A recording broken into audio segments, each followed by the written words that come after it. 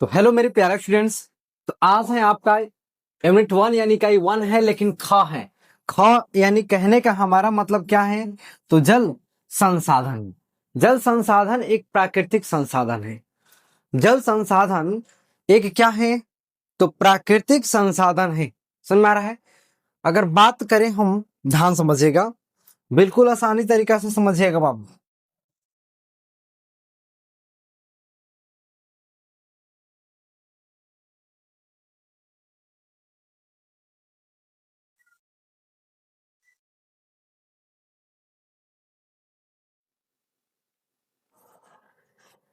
पृथ्वी, यदि बात करें तो पृथ्वी पर हमारा बताया था आप लोगों को जल कितना परसेंट सर? तो 71%। क्या है 71%? तो चलिए बात करें तो 71% जल है। इसलिए पृथ्वी को हम लोग अंतरिक्ष पर से देखते हैं तो ये नीला दिखाई देता है। कैसा कलर का दिखाई देता है? नीला। नीला कलर का दिखाई देता है। इसलिए पृथ्वी को कौन सा ग्रह कहा जाता है बाबू? तो नीला ग्रह कहा जाता है। नीला ग्रह कहा जाता है। नीला ग्रह ही नहीं, एक यही ऐसा ग्रह है जहां जीवन यापन संभव है। जहां पर जीवन यापन संभव है बाबू। कौन सा? तो पृथ्वी। पृथ्वी बात करें तो जीवन यापन क्या है? संग्रह। एक और जनरली जानते हैं आप लोग कि टोटल ग्रह कई गो हैं। सबसे पहला थोड़ा सा ये चर्चा कर लेंगे। तो बुध, दूसरा कौन है? शुक्र, तीसरा कौन है? पृथ्वी, और चौथा कौन है?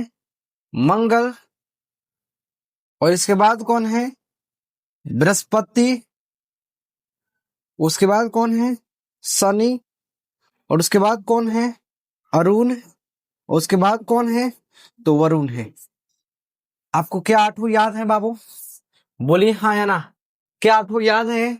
आठों याद है तो ठीक है। इसमें थोड़ा सा लॉजिक जान जाएंगे जो नहीं जानते हैं। लॉजिक क्या लगता है? आसान है। इन चारों को आंतरिक ग्रह कहा जाता है।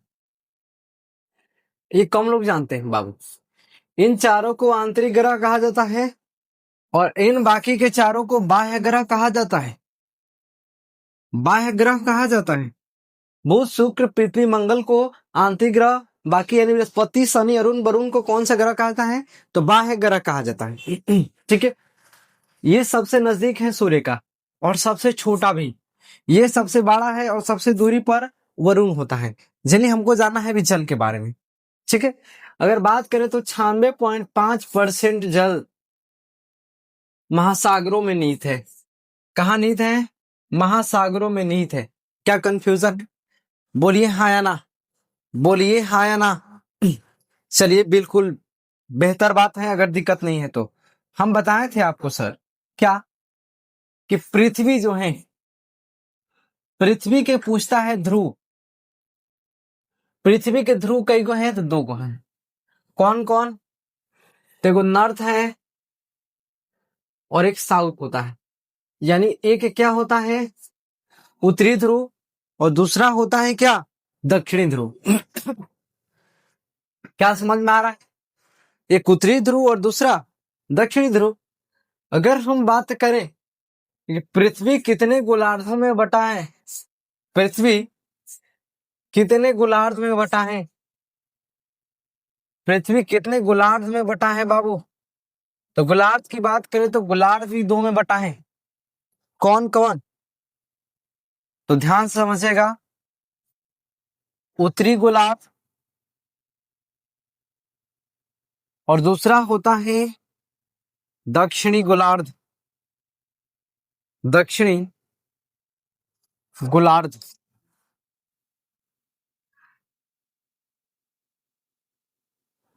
ध्यान समझिएगा। गोलार्ध कितने? तो पृथ्वी के गोलार्ध 2 हैं। कौन कौन? उत्तरी गोलार्ध और दूसरा कौन है? दक्षिणी गोलार्ध। क्या कंफ्यूजन है? बोलिए हाँ या ना। क्या कंफ्यूजन है? बोलिए हाँ या ना। उत्तरी गोलार्ध को हम लोग अस्थल गोलार्ध भी कहते हैं। उत्तरी गोलार्ध को हम लोग क्या कहते हैं? अस्थल गोलार्ध। और दक्षिणी गोलार्ध को हम लोग क्या कहते हैं? तो जल गोलार्ध। क्या समझ में आ रहा है बाबू? बोलिए हाँ या ना। बोलिए हाँ या ना। उत्तरी गोलार्ध को अस्थल गोलार्ध और दक्षिणी गोलार्ध को जल गोलार्ध के नाम से जाना जाता है।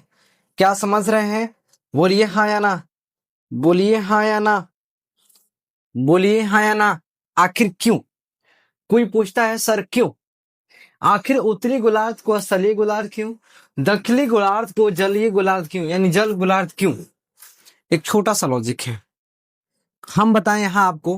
पृथ्वी यानी ऊपर का होता है उत्तरी ध्रुव और नीचे का होता है दक्षिणी ध्रुव, इतना तो मालूम है। ये होता है दक्षिणी ध्रुव, ये होता है उत्तरी ध्रुव।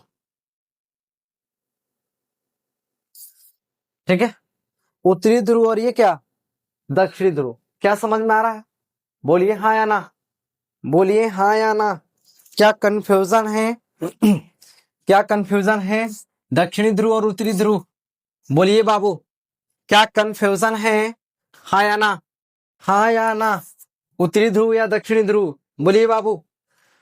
क्यों? तो उत्तरी ध्रुव है तो यहां से इधर, इधर को कह दिया गया उत्तरी गोलार्ध। अब इसको तोड़ेंगे तो ऐसा खोखला मिलेगा कि नहीं मिलेगा? तो इसको जल गोलार्ध, इसको जल्द, इसको असर। क्यों? क्योंकि ऊपर की बात किया जाए तो भूमि अधिक है, यानी स्थल अधिक है, इसीलिए स्थल। और नीचे की बात करें तो उभर के ऊपर के तुलना में यहाँ पानी इधर कम होता है। पानी क्या होता है? कम होता है। समझ में आ रहा है? बोलिए हाँ या ना।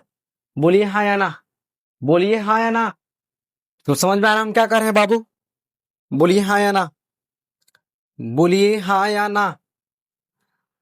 बोलिए, क्या कुछ कंफ्यूजन है? नहीं समझ में आ रहा तो ध्यान से देखिएगा, हम क्या कर रहे हैं कि उत्तरी गोलार्ध को स्थल गोलार्ध और दक्षिणी गोलार्ध को जल गोलार्ध क्यों कहा जाता है, थोड़ा सा बिल्कुल समझिएगा।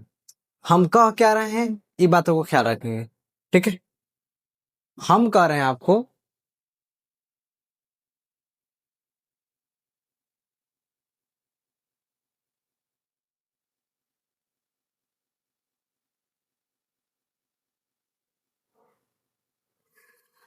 ध्यान समझिएगा। अगर लॉजिक की बात करें इसमें तो यहां, ठीक है, कहां छोटू? यहां पर, ठीक है, और कहां?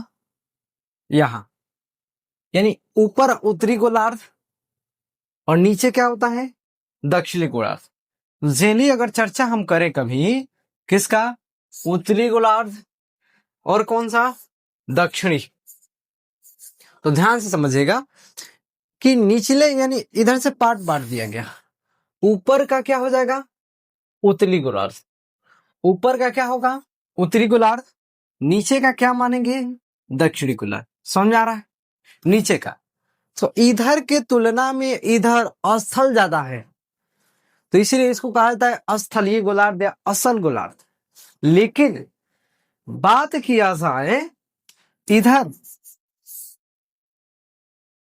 तो इधर ऊपर की अपेक्षा जल अधिक है, इसलिए इसको कहा जाता है जलीय गोलार्ध। क्या कंफ्यूजन है? कभी एग्जाम में पूछ दे कि उत्तरी गोलार्ध को स्थल गोलार्ध क्यों कहा जाता है या स्थलीय गोलार्ध क्यों कहा जाता है, तो आप समझ पाएंगे या लिख पाएंगे? या पूछे कि दक्षिणी गोलार्ध को जल गोलार्ध या जलीय गोलार्ध क्यों कहा जाता है, तो क्या समझ में आएगा? बोलिए हाँ या ना। बोलिए हाँ या ना बाबू। बिल्कुल समझ में आना चाहिए आपको, बिल्कुल समझ में आना चाहिए। बोलिए हाँ या ना। बोलिए हाँ या ना। क्या कंफ्यूजन है? क्या कंफ्यूजन है? बोलिए। हमें उम्मीद है कि किसी भी तरीका से कंफ्यूजन नहीं है, किसी भी तरीका से कंफ्यूजन नहीं है। बोलिए यस या नो। ओके, ध्यान से देखिएगा। अगर बात करें भारत में, ठीक है, नदियों की, तो दो नदी के बारे में हम बात करेंगे। भारत में दो नदी की बात करेंगे। दो नदी, नाम सुना ही होगा, ब्रह्मपुत्र, ध्यान समझिएगा, और एक नाम है गंगा। ठीक है, अगर हम बात करें ब्रह्मपुत्र, तो यह सबसे चौड़ी नदी है। किसकी बात करें छोटो?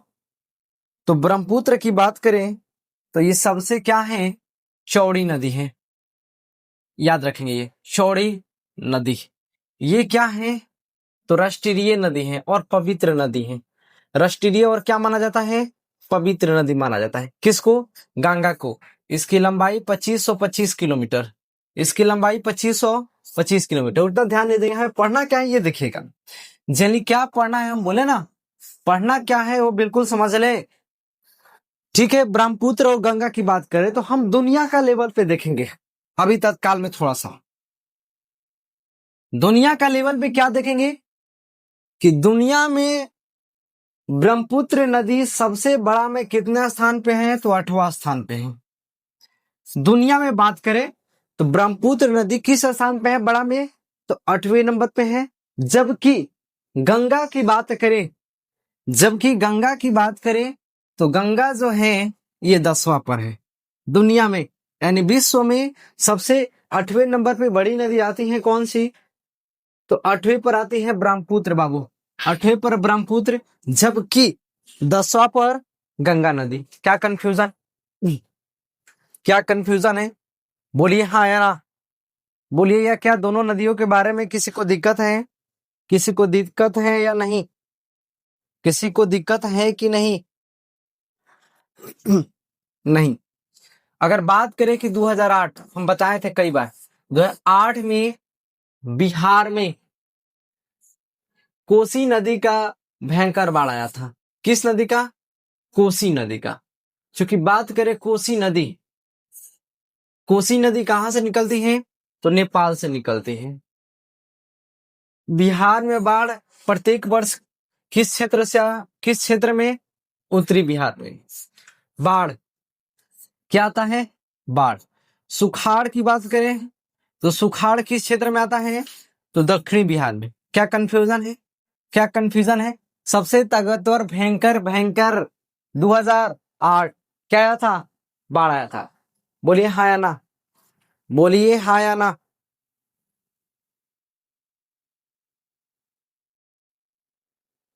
क्या किसी को कंफ्यूजन है? अगर बात करें हम कि जल के स्रोत, जल के स्रोत आपको 4 प्रकार से पढ़ना है। जल के स्रोत कितने प्रकार से पढ़ना है छोटू?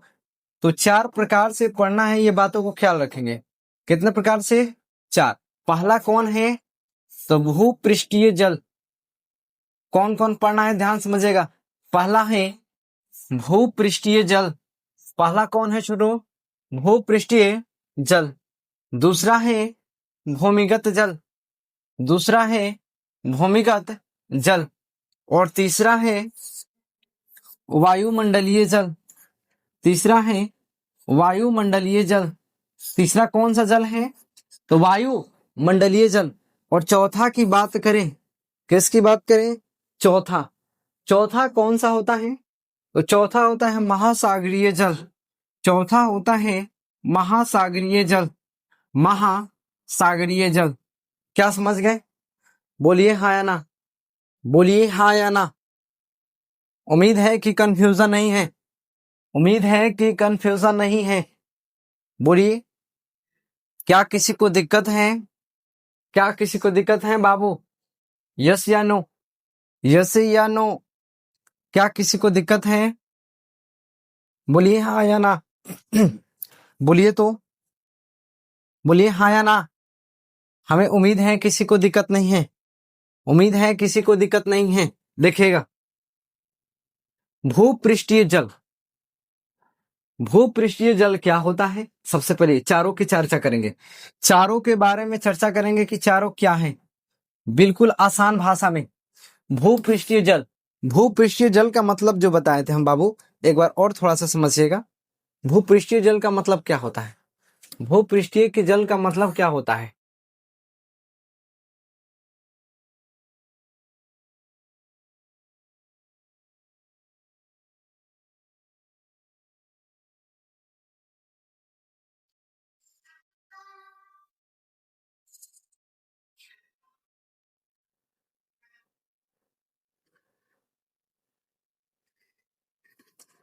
देखिएगा, भूपृष्ठीय जल मतलब कि मान लीजिए कि पृथ्वी है, इसके सतह पे जो भी जल दिखता है, जो भी जल दिखे, यहाँ वहां यहाँ कहीं भी, यानी पृथ्वी की सतह पर पाए जाने वाले जल को भूपृष्ठीय जल कहते हैं। क्या समझे, बोलिए हाँ या ना। यानी पृथ्वी के पृष्ठ यानी सतह पर पाए जाने वाले, जैसे हम लोग नली में देखते हैं, पोखर में देखते हैं, नदियों में देखते हैं, उन सबको बांटा गया है, एक क्षेत्र में बनाया गया है स्रोत में, उसको कहा जाता है भूपृष्ठीय जल, जो ऊपर दिखाई देता है। क्या समझ गए, बोलिए हाँ या ना। महासागर को छोड़कर बाकी आ जाता है, क्योंकि महासागर का एक ऑलरेडी बना दिया गया है क्षेत्र, इसलिए नदी, तालाब, पोखर, नहर, ये सब में जो सतहों में जल होता है ऊपर पृथ्वी के सतह पर, उसको कहा जाता है भू पृष्ठीय जल। यानी वैसे जल जो पृथ्वी के पृष्ठ यानी सतहों पर पाए जाते हैं, उसको कहा जाता है भूपृष्ठीय जल। क्या पहला में कंफ्यूजन है, क्या पहला में कंफ्यूजन है, बोलिए हाँ या ना, बोलिए हाँ या ना। अगर बात करें दूसरा भूमिगत जल, दूसरा हम बात करें भूमिगत जल, ये भूमिगत जल क्या होता है, तो वैसे जल जो भूमि के अंदर पाया जाता है, भूमि के जो अंदर, जैसे हम चापाकल द्वारा निकालते हैं, मोटर द्वारा निकालते हैं, इसको कहते हैं भूमिगत जल।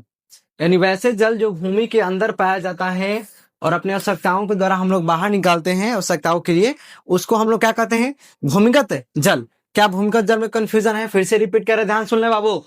वैसे जल जो भूमि के अंदर पाया जाता है, वैसे जल जो भूमि के अंदर पाया जाता है, उसे कहते हैं भूमिगत जल, उसे क्या कहते हैं, भूमिगत जल।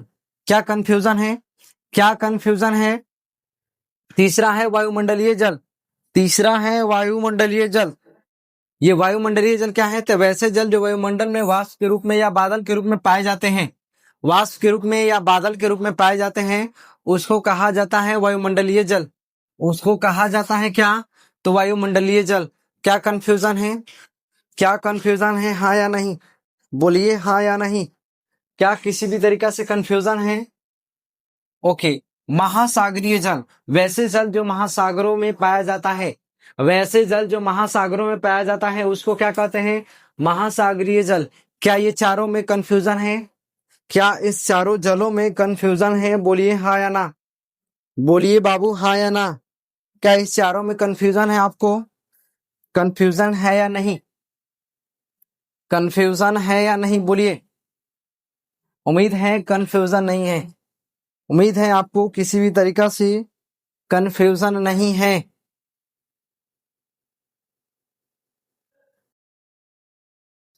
कंफ्यूजन है या नहीं,